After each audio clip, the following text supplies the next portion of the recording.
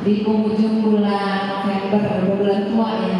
Tapi kita tetap semangat karena kita selalu diberkati Tuhan dengan begitu banyak berkat yang melimpah.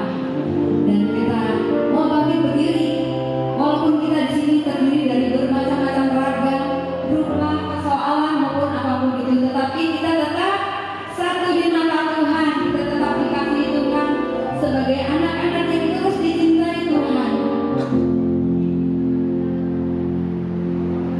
Mari kita bersama-sama kita katakan haleluya.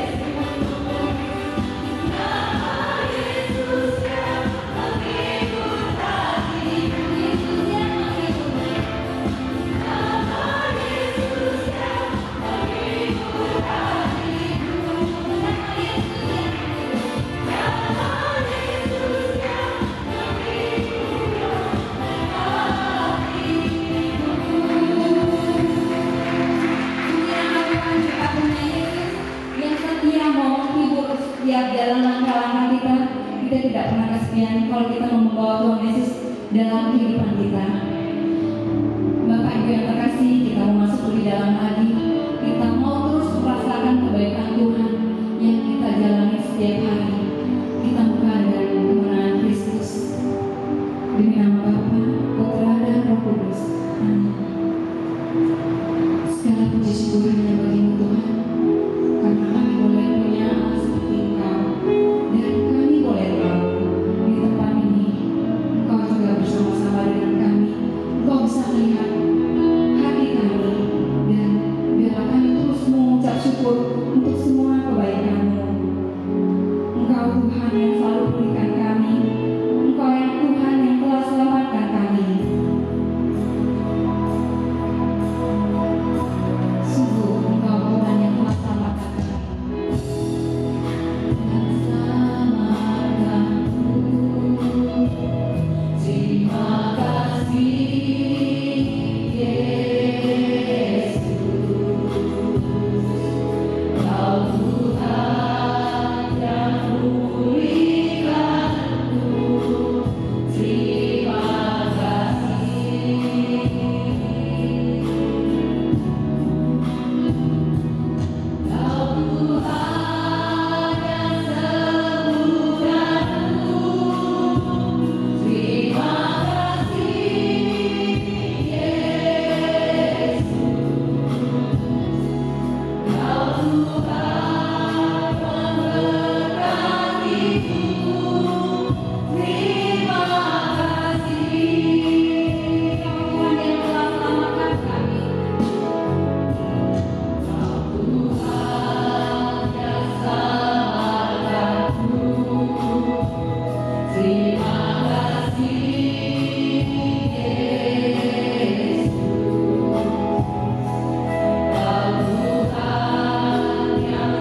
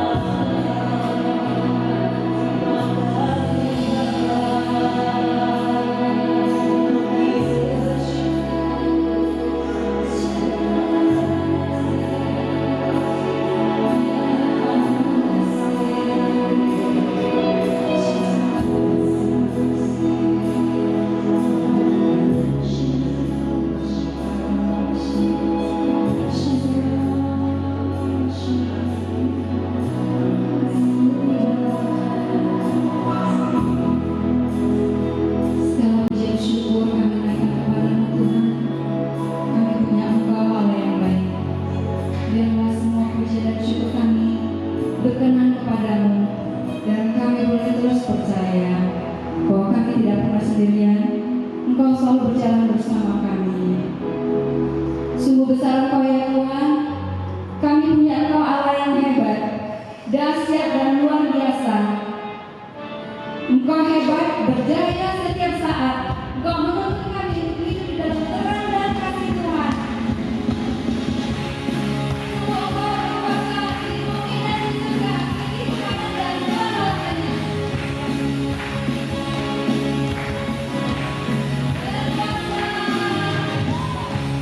Berkuasa di bumi surga, bertata dalam kemuliaan. Di dalam Tuhan Allah kita, namanya berkuasa, membela umatnya berkuasa di bumi surga, bertata dalam kemuliaan. Di dalam Tuhan Allah kita, namanya berkuasa, membela umatnya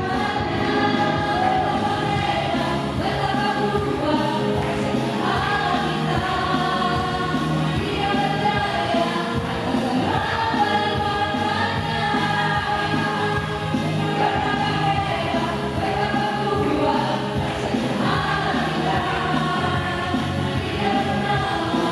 betapa kuat Allah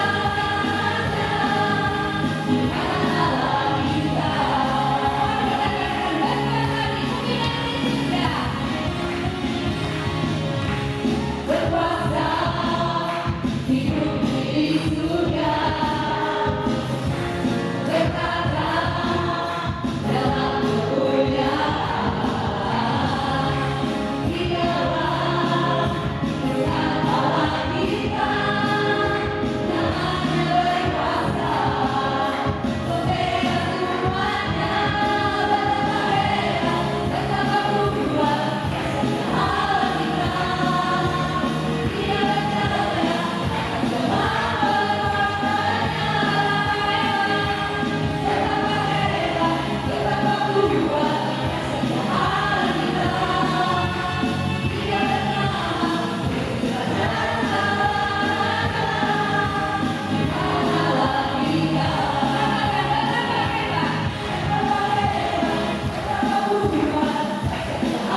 kita. Dia berjaya atas segala perbuatannya. Betapa hebat, betapa kuat Allah kita.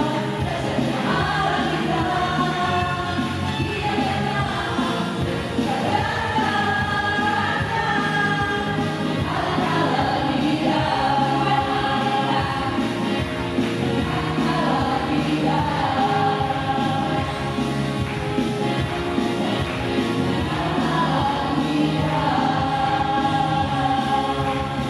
Puji nama Tuhan, kita punya Allah yang hebat, Allah yang luar biasa. Mari kita bersorak-sorak bagi Yesus yang senantiasa berada di antara kita, berterima kasih bagi kita anak-anak yang dikasihi Tuhan. Mari kita lakukan Yesus, Yesus Kristus, dalam kuasa Yesus, dalam kuasa Yesus, karena adalah Tuhan yang Maha Esa. Tuhanku Maha Besar, Tuhanku Maha Kuasa, Raja segala raja. Yang akan bergoyahkan, yang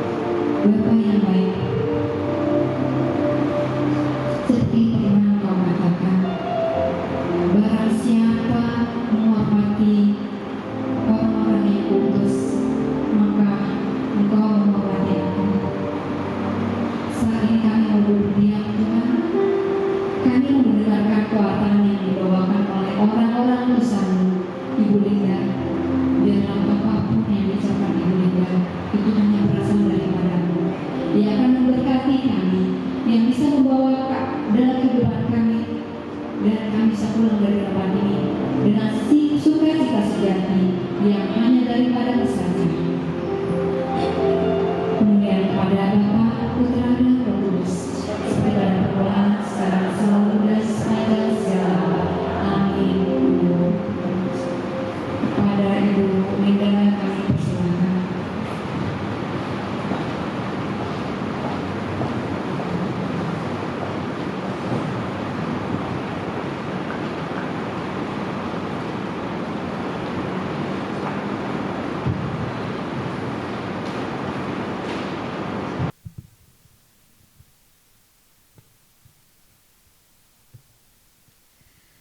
Bapak, Ibu, dan teman-teman yang dikasihi Tuhan, Shalom. Apa kabar? Luar biasa, walaupun banyak masalah pergumulan luar biasa. Amin. Ya, oke. Saya Linda Valentina Budiman, saya diutus oleh PD Damai Kristus. Dan malam ini saya mau menyampaikan firman Tuhan dengan tema bereskan hatimu. Katakan kepada teman di sebelah Anda, bereskan hatimu. Oke. Kita sering mendengar orang bilang gini, doa itu harus keluar dari hati. Kalau cari jodoh, jangan lihat tampangnya, tapi lihat hatinya. Kita juga tahu bahwa berbagai kisah dalam Alkitab itu semuanya menyatakan betapa pentingnya hati, ya. Tuhan izinkan Ayub untuk dicobai iblis karena Tuhan sungguh ingin melihat dan menguji hati Ayub. Kemudian Daud dari seorang gembala bisa menjadi seorang raja karena hatinya disukai oleh Tuhan. Kita juga dapati bahwa Nuh dipilih Tuhan untuk membuat bahtera yang besar karena zaman itu hanya Nuh yang punya hati yang taat dan hidupnya yang tidak bercela di hadapan Tuhan. Sebegitu pentingnya hati, karena memang bagian inilah yang Tuhan lihat. Karena itu bereskan hatimu. Mari kita ingat kembali kisah ketika Tuhan memerintahkan Raja Saul untuk menumpas seluruh kerajaan Amalek. Jangan biarkan seorang pun tersisa, bunuh semua ternaknya. Itu perintah Tuhan. Tapi apakah Saul mengerjakannya? Tidak. Saul membiarkan Raja Amalek hidup.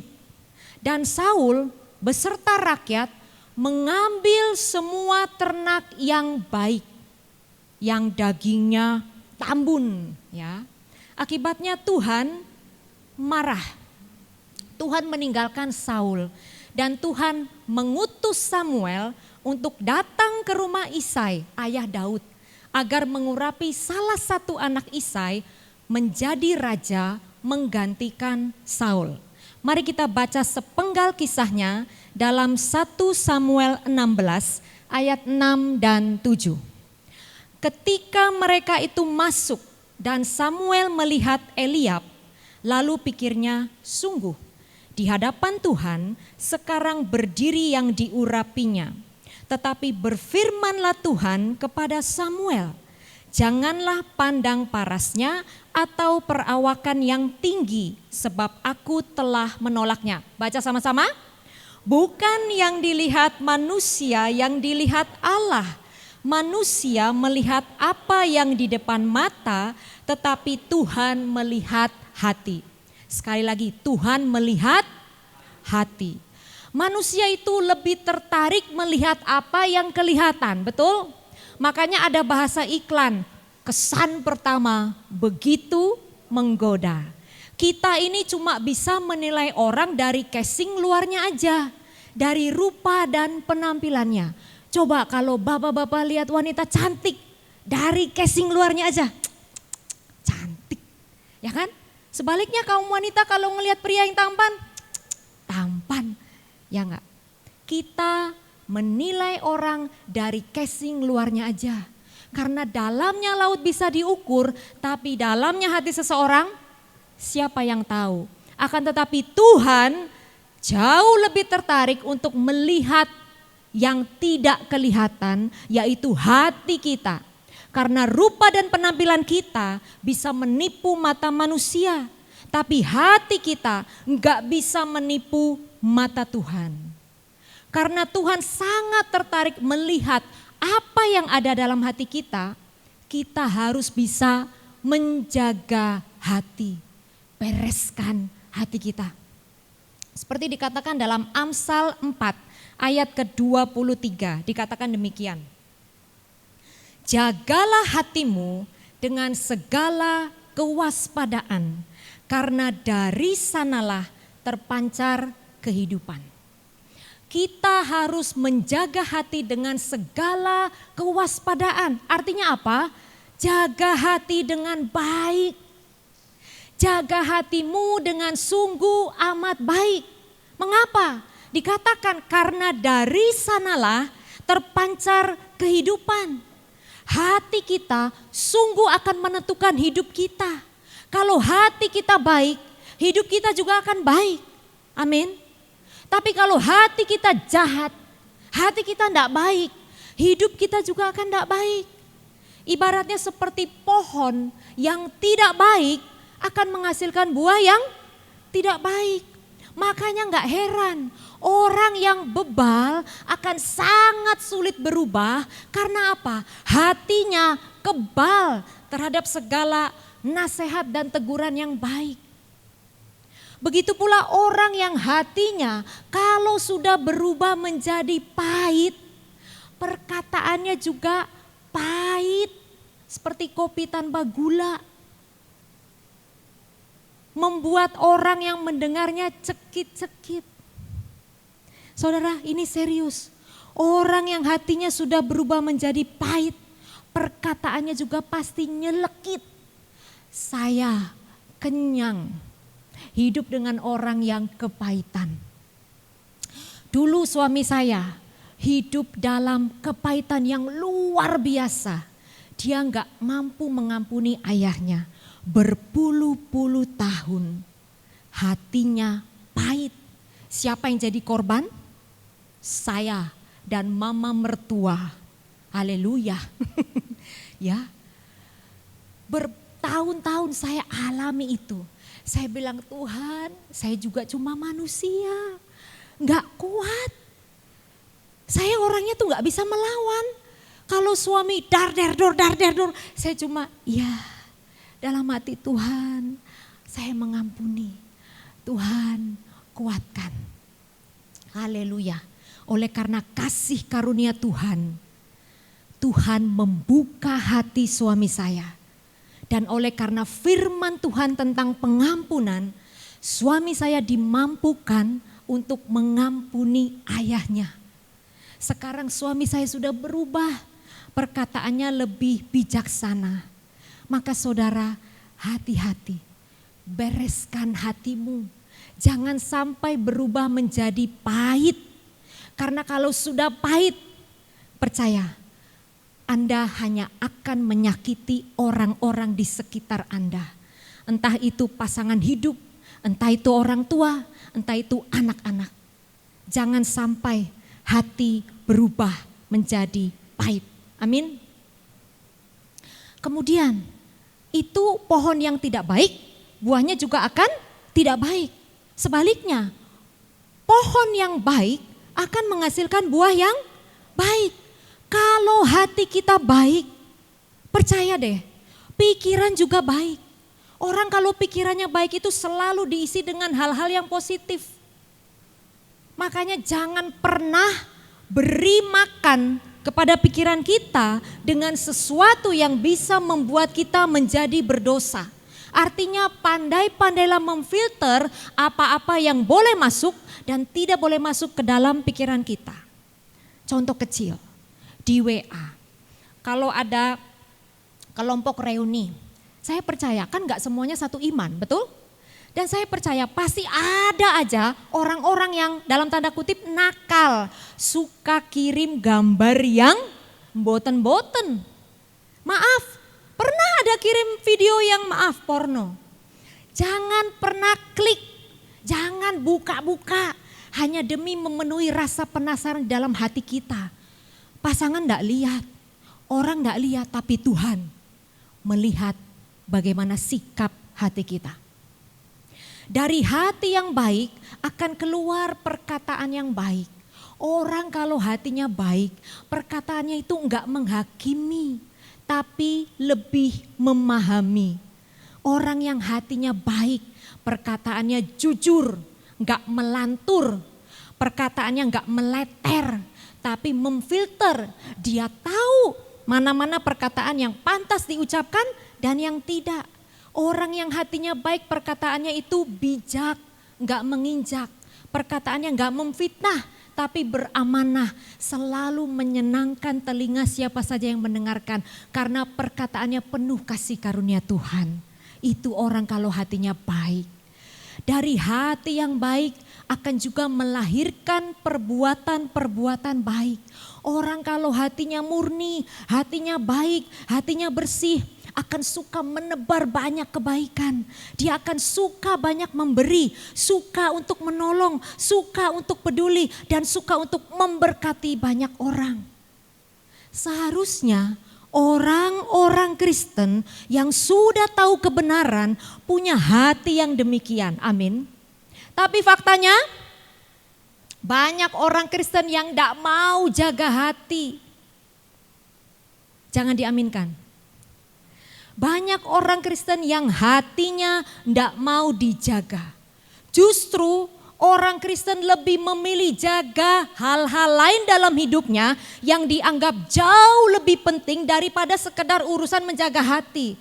Coba bisa bantu saya enggak? Hal-hal apa dalam hidup ini yang kita sungguh jaga dengan baik?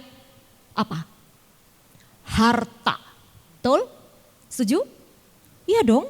Coba kalau hilang, nangis bombay. Ya kan? Harta, cinta, apa lagi? Tahta, mahkota, wanita, serba tata. Bapak-bapak yang punya istrinya cantik, pasti dijaga dong. Jangan sampai diambil orang. Berapa banyak sudah kita lihat dan saksikan demi harta, demi uang. Orang rela bekerja mati-matian dari pagi sampai malam. Demi uang, orang rela mengabaikan kesehatannya.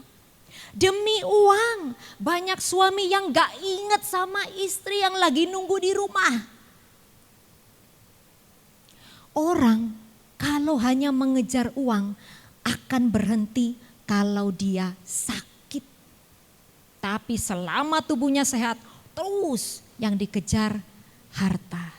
Demi cinta, banyak orang rela berkorban. Itu sebabnya ada istilah cinta itu buta. Demi apa lagi? Tadi, demi cinta, demi harta, demi tahta. Banyak orang rela menjatuhkan sesamanya. Banyak orang Kristen hanya untuk mengejar hasrat dan keinginan duniawi, membiarkan hatinya dikuasai oleh arogansi, ambisi, gengsi, emosi. Maaf, ngakunya Kristen tapi hatinya kayak setan. Banyak orang kelihatannya memuliakan Tuhan. Kalau berdoa sungguh-sungguh, apalagi kalau datang ke PD, memuliakan Tuhan dengan memuji, menyembah, matanya terpejam rapat, tangannya terangkat. Kau ku sembah, kelihatannya mulia banget. Tapi hatinya jauh dari Tuhan. Mari tilik hati kita saat ini. Apakah hati kita sudah murni? Haleluya. Apakah hati kita masih ada kesombongan, kemunafikan, dosa, kejahatan, kebebalan, kemarahan, kebencian, iri hati, dendam, dan berbagai penyakit hati lainnya? Banyak orang kelihatannya kalau berdoa itu kusuk, tapi kalau sudah marah-marah kata-katanya menusuk. Banyak orang kelihatannya ibadahnya tekun, gak pernah absen untuk misa. Tapi kalau ada masalah larinya ke dukun. Banyak orang kalau di gereja ramah tamah sikapnya. Tapi kalau di rumah marah-marah. Inilah ciri-ciri orang Kristen yang sudah tahu kebenaran tapi tidak mau hidup dalam kebenaran. Berapa banyak dari kita, tidak usah angkat tangan, yang cuma mau kejar berkat Tuhan tapi tidak mau bayar taat kepada Tuhan. Banyak orang ngaku Kristen tapi disuruh baca firman gak mau. Alasannya apa? Sulit, sibuk, sungkan, 3S. Gak ada alasan. Kita sudah punya terbitan Alkitab dalam bahasa Indonesia sehari-hari. Saya sudah baca, itu bahasanya sangat mudah dimengerti. Kalau alasannya sibuk, cari uang bisa. Malam mingguan bisa. Sesibuk-sibuknya kita, coba ada bunyi WA, ting, penasaran mau dibuka enggak? Pasti dibuka. Tapi kalau disuruh baca firman, ups, nanti dulu. Coba deh, ketika Anda mulai memegang handphone, scroll, klik, Instagram, YouTube dan lain sebagainya. Enggak terasa saudara, 2 jam berlalu. Sampai matanya pegel, sampai lehernya kenceng, oh iya udah 2 jam. Tapi coba baca firman Tuhan, 5 menit. Kalau kita nggak baca firman, bagaimana mungkin kita bisa mengenal Tuhan yang kita sembah? Kalau kita nggak pernah baca firman, bagaimana mungkin kita bisa bertumbuh dalam kasih karunia Tuhan? Kalau kita nggak baca firman, bagaimana mungkin kita bisa mengalami Tuhan, punya pengalaman iman bersama Tuhan? Jangankan untuk berubah, jangankan untuk berbuah, nggak pernah tahu apa kehendak Tuhan dalam hidup kita. Jangan pernah ngaku Kristen kalau nggak pernah baca firman. Yang sekarang belum baca firman, bertobatlah. Mulai besok, malam ini, baca firman. Karena ketika Anda baca firman, renungkan firman, hidup dalam firman, Anda akan mendapat kuasa firman Tuhan. Amin. Banyak orang ngaku Kristen tapi nggak mau hidupi firman. Kita semua tahu apa sih perintah Tuhan yang paling utama untuk kita? 1 kata aja apa? Kasih. Saya tuh suka banget dengan kata kasih. Kasih. Kasih. Artinya apa? Beri, ya kan? Beri. Kasih. Nih, kasih. Ya enggak? Kita sudah tahu kita harus mengasihi Tuhan dengan segenap hati, segenap akal budi, segenap kekuatan, segenap jiwa. Hafal di luar kepala, betul? Perintah yang lain kita harus mengasihi sesama seperti mengasihi diri sendiri. Hafal. Tapi kalau diminta untuk menabur kebaikan, untuk mengasihi, udah banyak omong, enggak nolong. Saudara, saya bukan orang kaya, tapi Tuhan sering mengirimkan orang-orang untuk datang kepada saya. Enggak saya kenal loh, tiba-tiba bisa WA saya, minta tolong begini begitu. Saya minta hikmat Tuhan. Saya mengajak orang-orang, yuk kita tolong 1 orang ini. 1 janda beranak 2, waktu COVID suaminya meninggal. Kita tolong yuk orang ini. Apa jawabannya? Linda, apakah dia layak ditolong? Linda, nanti kalau ditolong ketagihan, minta tolong terus. Orang Kristen disuruh menabur kasih, banyak perhitungan. Maaf, pelit. Mau nolong aja susahnya minta ampun, Masya Allah.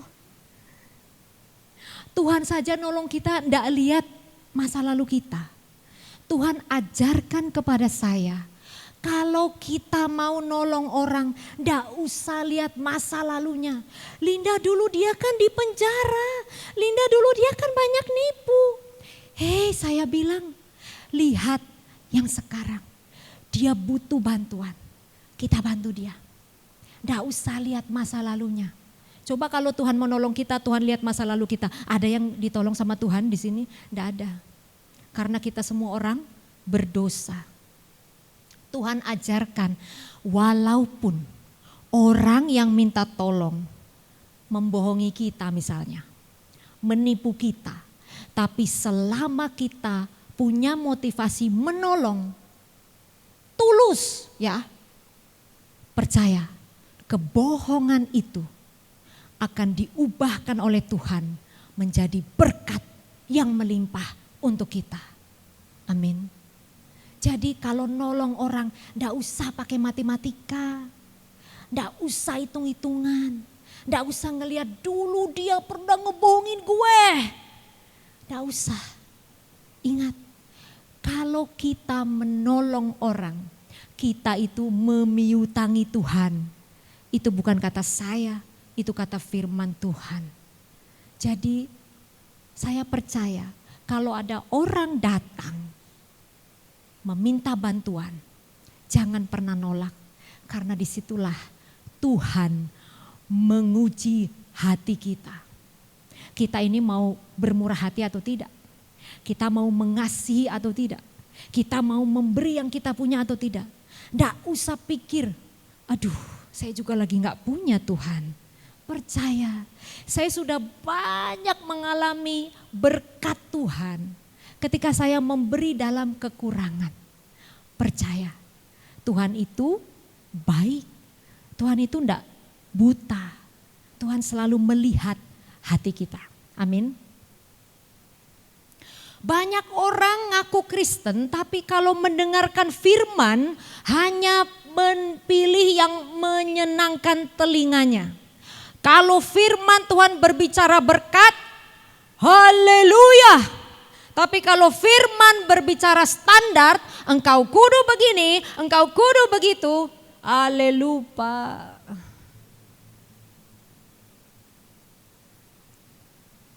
Jangan pernah datang ke PD, pewartanya itu gak mau ngantuk.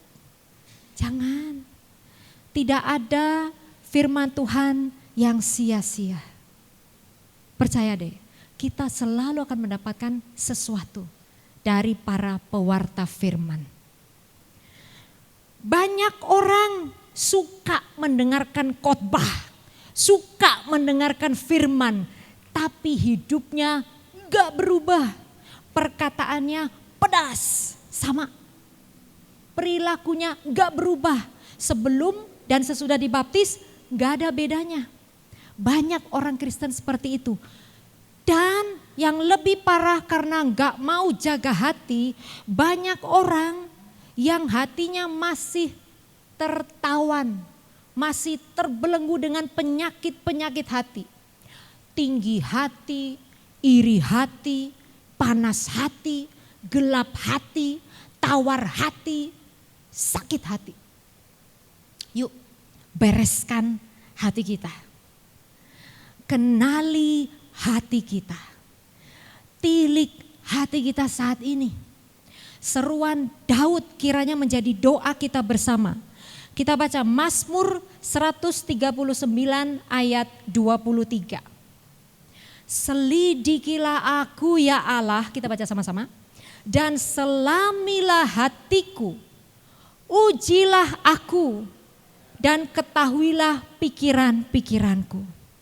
Yuk setiap malam sebelum kita tidur, Tuhan ujilah hatiku. Selami hatiku, apakah ada sampah? Apakah ada penyakit hati yang tersimpan? Kalau ada Tuhan, bersihkan. Setiap malam saya lakukan ini. Karena setiap hari kita tuh pasti berbuat dosa, betul? Satu kata aja, dosa. Ya enggak? Susah ikut Tuhan susah menghidupi firman Tuhan. Tapi selama hati kita mau, Roh Kudus yang akan memampukan. Katakan, amin. Mari kenali hati dan mengetahui apa yang menjadi kecenderungan-kecenderungan hati. Kenapa sih kita mesti kenali hati? Kita baca Markus 7 ayat 21 dan 22. Sebab dari dalam, dari hati orang timbul segala, baca sama-sama. Pencurian, pembunuhan, perzinahan, keserakahan, kejahatan, kelicikan, hawa nafsu, iri hati, hujat, kesombongan, kebebalan. Itu yang jahat yang muncul dari hati kita. Oleh karenanya selalu bereskan hati kita. Mari kita kenali kecenderungan-kecenderungan hati kita. Apakah kita termasuk orang yang hatinya tulus atau bulus? Apakah kita ini sukanya bermegah atau justru merendah? Apakah kita ini tipe orang yang ramah atau sukanya marah? Apakah kita ini hatinya serakah atau kita gemar bersedekah? Mari tilik hati kita secara jujur dan rendah hati. Lebih banyak sampah atau permata? Kalau misalnya lebih banyak sampah, yuk buang semua sampah di hati, racun di hati, penyakit-penyakit di hati. Bagaimana? Hanya ada satu cara, firman Tuhan. Kenapa? Dalam 2 Timotius 3 ayat 16 dikatakan, segala tulisan yang diilhamkan Allah memang bermanfaat untuk mengajar, untuk menyatakan kesalahan, untuk memperbaiki kelakuan, dan untuk mendidik orang dalam kebenaran. Saudara, saya mau sharing betapa firman Tuhan sudah memulihkan hati saya, memulihkan karakter saya, memulihkan hidup saya. Kurang lebih 20 tahun saya hidup dalam dosa. Saya hidup dalam kenajisan, saya hidup dalam penyembahan berhala. Jadi tahun 2000 saya seperti biasa pergi ke kuil untuk berdoa di depan patung. Saya membakar dupa segenggam gini ya. Saya bakar lalu saya mau pai-pai di depan patung harimau. Ketika saya mau berdoa, suara menggelegar bilang begini, Linda, Linda, kamu bodoh sekali. Patung yang gak bernyawa kamu sembayangin, kamu doakan. Saya tengok kanan, tengok kiri, gak ada orang. Jam 2 siang, sendirian. Saya langsung, iya juga ya. Iya ya bodoh ya, saya berkata begitu. Iya bodoh ya, udah saya tancapkan itu hionya. Puk, saya pulang. Saya putuskan, enggak akan lagi saya pergi. 8 tahun saya enggak ada agama, saudara. 2000 ke 2008 saya enggak ada agama. Prinsip saya satu, jangan menjahati orang. 8 tahun berlalu ada kekosongan jiwa. Saya bilang, Tuhan, hidup saya mau dibawa kemana? Tujuan saya hidup apa? Kok cuma kerja, dapat gaji, shopping, begitu lagi. Hidup enggak jadi berkat. Saya bilang, Tuhan, siapa Tuhan yang harus saya sembah? Siapa Tuhan yang benar? Tunjukkan Tuhan pada saya. Doa saya begitu. 1 tahun Tuhan bimbing saya. Saya beli buku-buku rohani. Saya baca. Saya mulai mengenal, oh Tuhan begini, Tuhan begitu. Sampai pada akhirnya saya bingung tuh. Ke Kristen atau Katolik. Mantan pacar ajak ke Kristen karena dia Kristen. GKI kan mirip Katolik ya. Tapi entah kenapa saat saya duduk gitu ya. Kan kalau di Kristen salibnya nggak ada korpus ya. Kosong aja gitu. Cuman ada kain yang menjuntai gitu. Saya cuma bilang gini, Tuhan, saya suka mendengarkan khotbah. Saya sudah berdoa panggil Tuhan Yesus loh saat itu. Tapi kenapa ya Tuhan?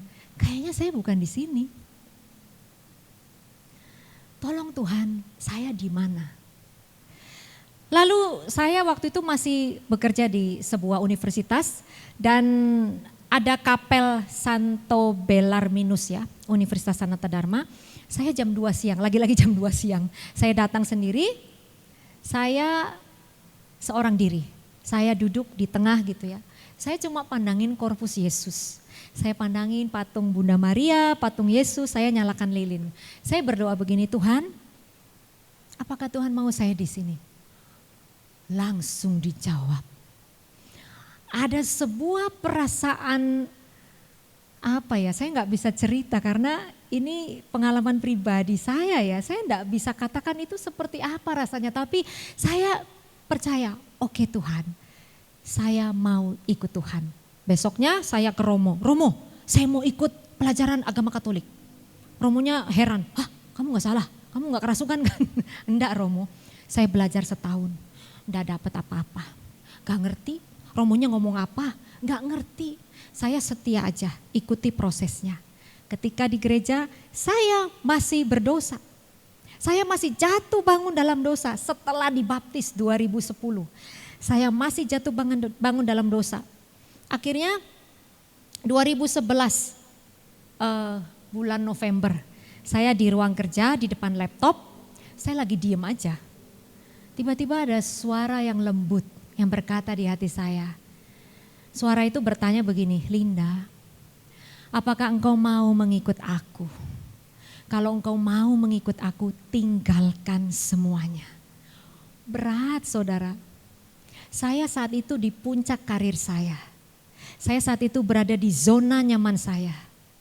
Saya bergumul, aduh kalau saya bilang iya, pekerjaan yang saya cintai saya tinggalkan. Kota yang saya sukai saya tinggalkan. Teman-teman yang saya kasihi saya tinggalkan. Saya berdoa sungguh-sungguh, saya bilang Tuhan itu benarkah engkau Tuhan? Kalau itu benar engkau Tuhan, kuatkan hatiku. Saya seminggu, saya bilang Tuhan, yes saya mau. Lalu Tuhan itu luar biasa. Saya itu dari dulu, hati-hati saudara dengan ucapan. Saya dari dulu bilang ini, amit-amit tinggal dan hidup di Jakarta, enggak mau. Benar, saya selalu bilang ini, kalau dapat suami, nggak mau yang sipit, nggak mau yang perutnya gendut, dapetnya yang begitu. Dapetnya yang seperti itu. Jadi hati-hati dengan perkataan, karena itu adalah doa. Tuhan membawa saya ke Jakarta lewat sebuah pernikahan. Karena kalau enggak menikah, saya enggak mungkin mau ke Jakarta. Mau enggak mau, suami asli Jakarta. Dia saat itu di Makassar, ditarik sama Tuhan ke Jakarta. Saya dari Jogja, ditarik sama Tuhan ke Jakarta. 2013 saya menginjakkan kaki di Jakarta Januari tanggal 2 untuk tinggal di Jakarta. Dan saya sudah bertobat benar-benar. Apa yang terjadi? Penderitaan dimulai. Ikut Tuhan, wow luar biasa. Hidup saya 180 derajat berubah. Tuhan hajar saya dari berbagai sisi. Ekonomi dihajar. Saya enggak punya uang saudara. Dulu kerja banyak uang bisa shopping, sekarang gak bisa. Ke pasar aja mesti milih. Sehari harus 20.000 maksimal.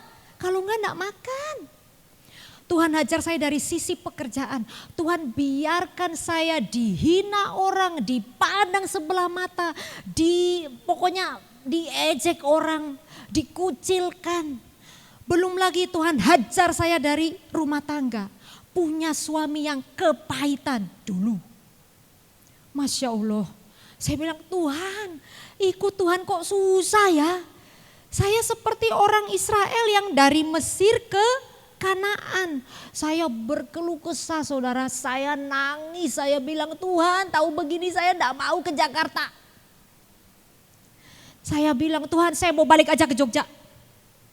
Tapi saya dikuatkan oleh apa? Firman Tuhan. Saat itu Tuhan bilang baca Alkitab setiap hari. Saya baca saudara, ngerti nggak? Enggak. Nggak ngerti. Bahasa Alkitab susah, memang betul susah. Saya baca setiap hari dari Kejadian sampai Wahyu 3 bulan.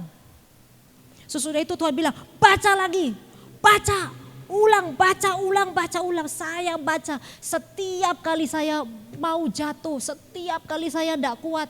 Roh Kudus selalu bilang sabar, sabar. Aduh kalau Tuhan bilang sabar ternyata lama. Tuhan proses saya bertahun-tahun. Bahkan sampai hari ini saya masih merasakan Tuhan memproses saya. Kedagingan saya dipotong. Hawa nafsu saya dipotong. Hati saya dipulihkan. Benar saudara? Aduh kalau saya melihat diri saya yang sekarang dengan yang dulu. Kok bisa ya Tuhan? Firman Tuhan yang membereskan hati kita. Hanya firman Tuhan yang mengubahkan hati kita. Saudara mau diproses Tuhan? Nggak enak loh. Mau? Kok diem aja? Mau jawab iya, takut. Mau jawab enggak, tapi mau. Nggak enak dipulihkan Tuhan, nggak enak diproses Tuhan. Tapi firman-Nya berkata Tuhan menghajar orang yang Dia kasihi. Jadi kalau saat ini Anda sedang mengalami pergumulan, sedang mengalami masalah, tapi bukan karena Anda yang cari gara-gara loh ya. Itu Tuhan izinkan kita melalui proses. Jangan berkeluh kesah. Jangan tolak hajaran dari Tuhan. Saat ini Tuhan mulai memberikan janji-janjinya kepada saya. Tuhan sudah berjanji kalau engkau taat, ekonomimu akan dipulihkan. Betul saudara, waktu COVID suami saya naik gaji. Waktu COVID loh. Naik gaji 2 kali. Bayangkan orang dipecat, orang dipotong gajinya berapa? 50%, 30%. Suami saya naik gaji. Beri kemuliaan untuk Tuhan. Kalau hati kita mau dibereskan, kalau hati kita mau dipulihkan, siap hadapi prosesnya. Walaupun menyakitkan, tapi lihat hasil akhirnya. Saudara mengasihi Tuhan? Saudara mengasihi Tuhan? Amin. Betul? Kita baca yuk. Yohanes 14 ayat 15. Jikalau kamu mengasihi aku, kamu akan menuruti perintah-perintahku. Ada harga yang harus dibayar. Taat. Taat sama Tuhan sekalipun hidup menderita. Taat sama perintah Tuhan. Balik lagi, baca firman.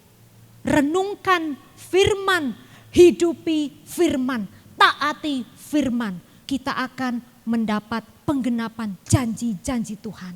Karena janji-janji Tuhan itu tidak pernah bohong. Selalu ya dan amin. Tuhan tidak pernah bohong. Tapi bereskan hati kita dulu.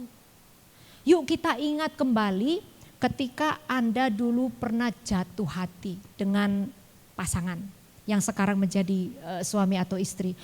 Ketika ada masa-masa pacaran dulu. Walaupun hujan-hujan, yang jemput aku dong. Anda akan jemput? Oh pasti, demi cinta. Ya enggak? Jatuh, sakit ya. Walaupun nikah, jatuh, mata lu di mana? Ya, waktu jatuh hati kita mau berkorban apa saja. Kantong kempes, tapi doi minta es krim. Yang mahal itu apa sih namanya? Swensen zaman dulu ya. Ya Haagen-Dazs, mahal. Sampai sekarang juga masih mahal ya. Demi cinta, ngutang sama teman. Supaya bisa beli. Apakah saat ini karena kita mengasihi Tuhan, kita mau menyerahkan hidup kita untuk Tuhan? Mau enggak? Apakah kasih kita kepada Tuhan sedemikian besar sehingga kita mau mengorbankan segala zona nyaman kita hanya untuk Tuhan? Yang jawab begini, Tuhan lihat. Tuhan lihat. Amin ya. Kita semua bisa mengasihi Tuhan dengan segenap hati kita. Kita menyerahkan seluruh hidup kita untuk Tuhan. Kalau saat ini Anda merasa hati Anda baik-baik saja. Oh Linda, hati saya murni. Haleluya. Hati saya tidak ada sampahnya. Haleluya. Tapi ingat, selalu jaga hati. Karena kita akan selalu berhadapan dengan manusia-manusia toksik, manusia-manusia racun. Pernah nggak Bapak Ibu alami ngobrol sama seseorang kayaknya tuh capek banget. Kayak itu apa ya, aduh ketemu dia malas, capek. Pernah enggak? Saya pernah mengalami kelelahan batin yang begitu dalam pelayanan. Aduh apalagi pelayanannya. Kerja sama anak muda, saya pikir wah segalanya akan mudah gitu ya. Tapi enggak tuh. Mereka maunya A ya A, keras hati betul. Saya ngomong, serba susah, diem, salah juga. Saya bergerak, dia gak berkenan, saya diam, dia juga gak berkenan. Sampai saya bilang ini, Tuhan ini kenapa ya? Kok dengan yang lain-lain oke-oke aja. Tapi dengan yang satu manusia ini, saya sampai Tuhan saya gak sanggup lagi. Saya berkeluh kesah. Saya bilang Tuhan, saya gak kuat kerja sama dia. Saya sampai kayaknya Tuhan, selama ini pelayanan gak pernah tuh ada yang begini. Tapi Roh Kudus bilang, nikmati prosesnya. Ya udah, saya diem deh kalau Roh Kudus sudah bicara begitu. Saya bersyukur, saya berterima kasih, saya bilang Tuhan terima kasih. Saya nikmati prosesnya. Gesekan dengan sesama gak enak. Tapi konflik jangan dihindari, hadapi. Minta hikmat sama Tuhan. Tuhan solusinya bagaimana? Seperti firman Tuhan, besi menajamkan besi. Kita ditajamkan oleh sesama. Anggaplah konflik itu seperti amplas untuk mengasah karakter-karakter kita yang masih tidak baik. Puji Tuhan, saat ini kami berteman baik, pelayanan baik. Bahkan dia saya anggap seperti adik saya karena usia kami cukup jauh rentangnya ya. Jadi sekarang sudah bisa hahihi, sudah tidak ada lagi tawar hati gitu ya. Jadi jangan pernah hindari konflik. Bagaimana supaya kita bisa menjaga hati tetap murni? Ada dua cara. Yang pertama, selalu punya respon yang benar dalam menghadapi segala sesuatu. Kaum Hawa, kaum wanita, yuk jangan melulu hidup berdasarkan perasaan. Kalau pria pakainya logika, kalau wanita pakainya perasaan. Dikit-dikit baper, dikit-dikit mudi. Jangan hidup berdasar perasaan tapi hidup berdasar firman Tuhan. Saya mau cerita. Suatu hari waktu almarhum Pastor Melki masih hidup ya. Saat itu Pastor Melki sebagai pastor paroki. Saya baru selesai ibadah, baru keluar dari gereja. Saya udah lihat nih, dari dari jauh udah ada yang tunjuk-tunjuk saya. Terus saya dipanggil gini, saya datang. Ada satu bapak-bapak, saya enggak kenal. Tiba-tiba dia marah-marah sama saya, teriak-teriak, tunjuk-tunjuk ini kepala saya. Kalau saya enggak dekat sama Tuhan, saya pasti akan kepahitan, betul? Saya pasti akan marah balik, siapa berani marah-marah? Tapi ketika saya mendekati dia, firman Tuhan keluar menjadi rema. Lambatlah untuk berbicara, cepatlah untuk mendengar. Saya malah gini, kenapa ya Bapak ini marah-marah? Saya dengarkan, oh iya Pak, oh iya Pak, oh iya. Banyak orang melihat kami. Sampai orang-orang bingung, itu Linda kenapa itu? Pastor paroki, percaya saudara, kalau kita hidup dalam ketaatan, pembelaan itu datangnya dari Tuhan. Waktu saya ditunjuk-tunjuk gitu ya, saya, ya Pak, maaf Pak, ya Pak, maaf Pak. Pastor paroki, Linda, ada apa? Pastor Melki kan galak. Oh begini pastor, begini. Ternyata sepele. Anaknya Bapak ini harusnya ikut komuni pertama. Tapi tidak bisa karena sekretariat lupa kasih tahu bapaknya bahwa pelajaran sudah dimulai 3 bulan yang lalu. Jadi Bapak ini marah-marah. Saya bilang, pastor begini. Lalu pastor bilang ini, panggil, Lazarus keluar. Bukan untuk dibangkitkan. Memang namanya Lazarus, sekretariat kami. Untuk dimarahi. Dia dimarahi sama pastor. Saya selamat. Pembelaan datangnya dari Tuhan. Akhirnya pastor, Bapak kami minta maaf, anak Bapak tetap bisa ikut komuni pertama walaupun tanpa belajar. Karena ini murni kelalaian sekretariat. Coba saudara, kalau saat itu respon hati saya tidak benar, saya pasti kepahitan sama Bapak itu. Gak kenal loh, tiba-tiba ditunjuk-tunjuk, dimarahi, dipermalukan depan banyak umat. Tapi saya bilang, Tuhan ampuni Bapak ini, berkati Bapak ini. Saya gak kepahitan. Karena saya gak mau hidup berdasar perasaan, tapi berdasarkan firman Tuhan. Mazmur 25 ayat 12 berkata begini, siapakah orang yang takut akan Tuhan? Kepadanya Tuhan menunjukkan jalan yang harus dipilihnya. Kalau kita takut akan Tuhan, kalau kita mau baca firman-Nya, hidupi firman-Nya, percaya Tuhan akan menunjukkan jalan untuk setiap masalah yang kita hadapi. Amin. Lagi-lagi baca firman Tuhan. Ya. Cara yang kedua, supaya menjaga hati tetap murni adalah pasang filter di hati. Aktifkan filternya. Firman Tuhan itu seperti perisai untuk menjaga hati kita. Tapi kita juga harus mengaktifkan filternya. Prinsip APBN, ambil positif, buang negatif. Ya. Aktifkan filter. Filter di mana saja harus kita taruh? Di pikiran. Pikiran itu adalah medan peperangan rohani antara kita dengan iblis. Iblis itu pasti akan menyerang pikiran kita yang pertama. Pasang filter di sini. Apa-apa yang boleh masuk, apa-apa yang tidak boleh masuk. Pasang filter di mata. Apa-apa yang boleh kita lihat, apa-apa yang tidak boleh kita lihat. Pasang filter di telinga. Apa-apa yang boleh kita dengar, apa-apa yang tidak boleh kita dengar. Pasang filter di mulut. Apa-apa saja yang kita boleh ucapkan, apa-apa saja yang kita harus diam. Belajar diam. Pasang filter di hati. Apa-apa saja yang boleh kita rasa, apa-apa saja yang tidak boleh kita rasa.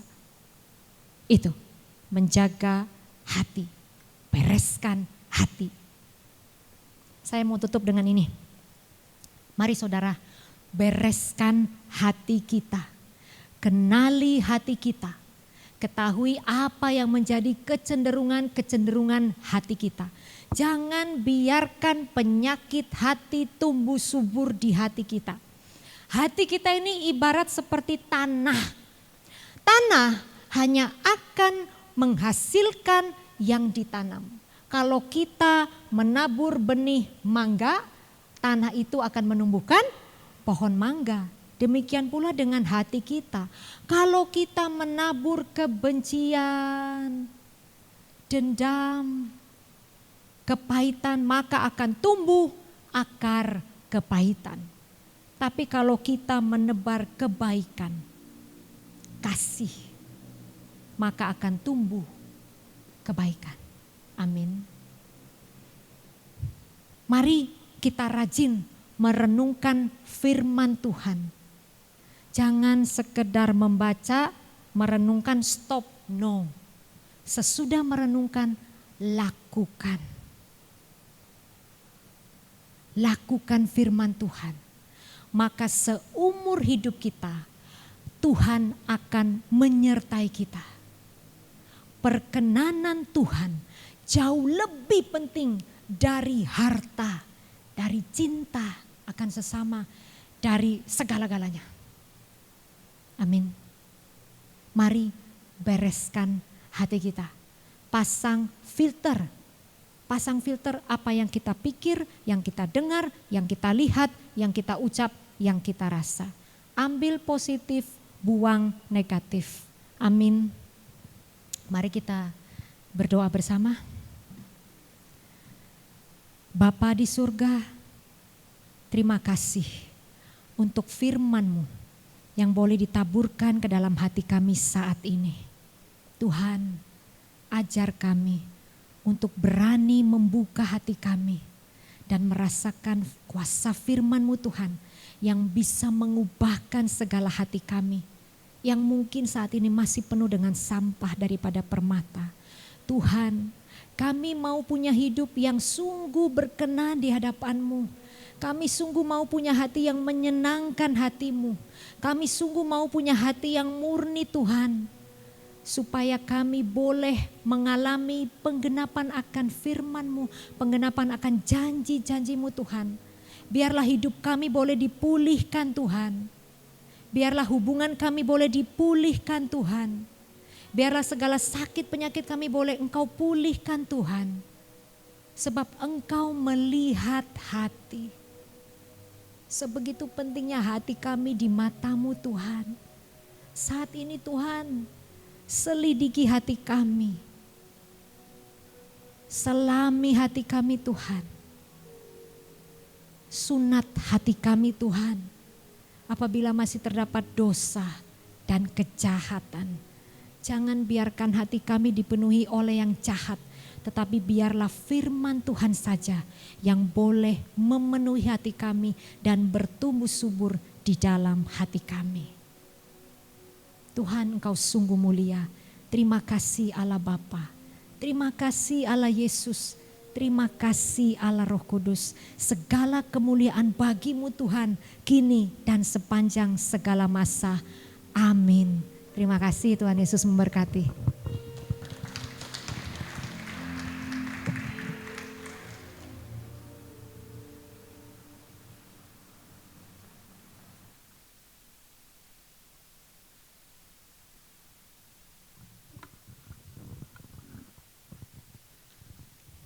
Bapak Ibu yang terkasih, tadi firmannya adalah lagi-lagi firman. Siapa yang merasa diberkati?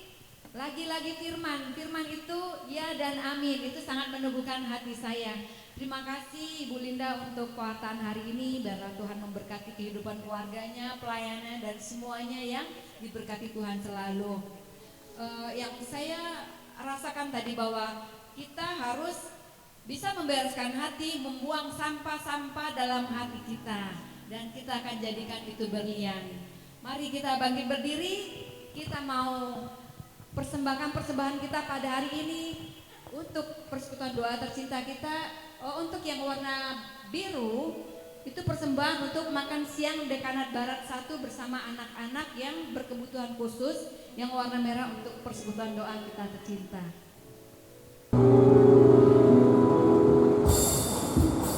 Mari bawa persembahan kita. Kita mau menyayat pujian bersama-sama.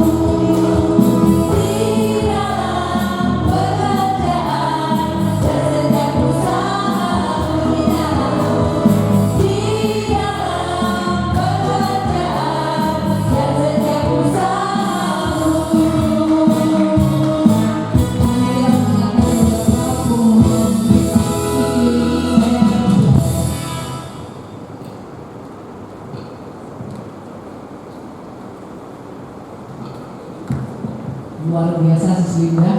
Kita akan menjadi pohon yang baik menghasilkan buah yang baik. Amin. Mari kita akan mendengar beberapa pengumuman. Pertama, minggu depan PD libur karena kita dipakai untuk novena. Bagi Bapak Ibu mau ikut novena silakan hadir. Dan kita akan ketemu lagi di tanggal 11 Desember dengan tema keluargaku solider oleh Ibu Kana Birma. Kita ajak teman-teman yang hadir biar penuhi ruang ini, amin. Nah, kita ada Tombas. Tombas itu setiap hari Kamis. Kita masih online bagi Bapak Ibu yang mau belajar. Kita saling share firman, saling mendoakan, share satu dan lain. Bagi Bapak kalau mau ikut, boleh menghubungi Sisula yang dari belakang. Sisula boleh silakan berdiri Sisula. Atau teleponnya 08 ini dari Sisula. Kalau mau ikut Tombas bisa menghubungi dia. Teleponnya adalah 0858 85566077. Nah tadi kan dikasih tahu sama siswa kita harus mengenal firman, mengenal Tuhan, mengenal firman yang benar.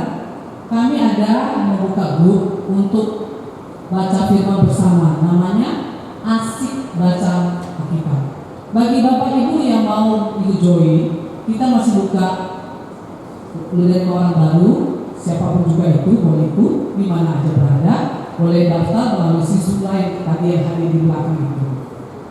Mari kita mengenal firman lebih lagi ya, Bapak Ibu ya. Itu persoalan kasih, kita boleh bagi Bapak Ibu yang mau transfer juga boleh melalui BCA atas nama Julia Budianto dengan nomor 241 0058 084. Bagi Bapak Ibu silakan kalau mau transfer. Terus kemudian kita ada tadi kan potong biru untuk makan siang bersama dengan nomor 1.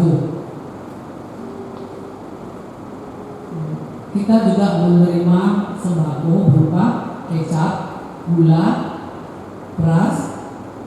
Boleh ketik di samping depan bagi Bapak Ibu yang mau sumbang sembako. Tulis nama SDB untuk PD PKK BHK.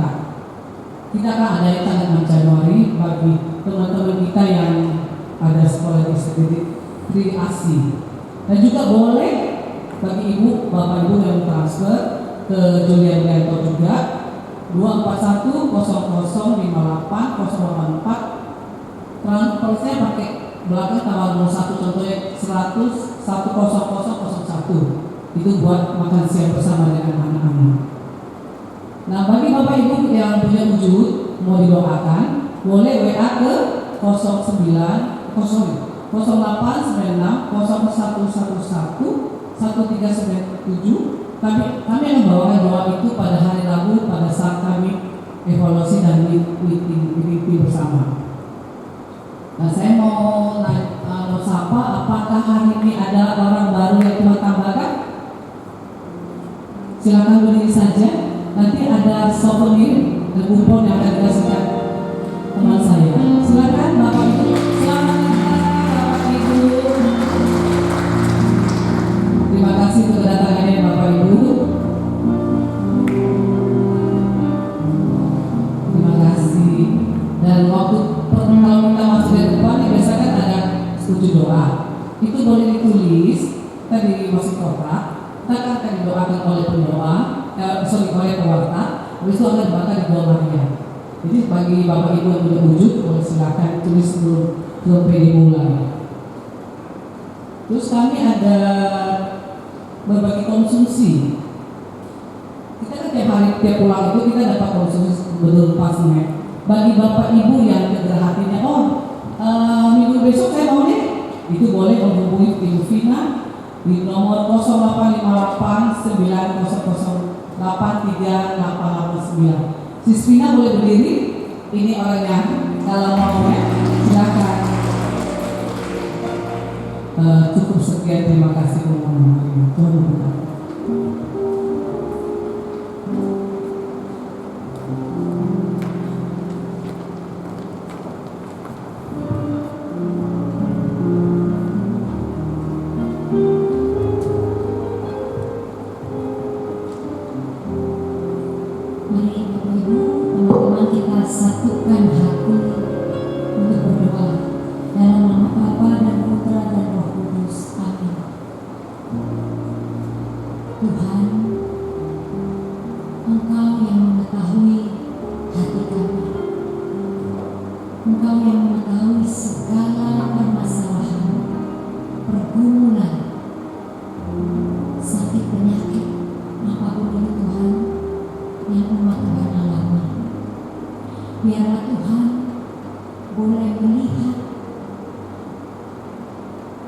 boleh memberkati setiap dari kami Tuhan.